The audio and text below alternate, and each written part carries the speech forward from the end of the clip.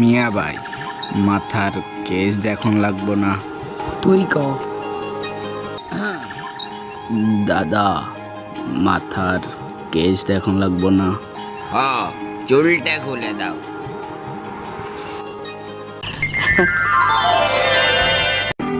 500 টাকা দিলাম গো না দিয়া তোমার দেখিয়া,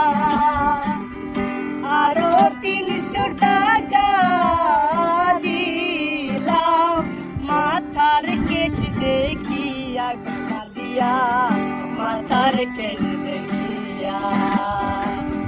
500 টাকা দিলাম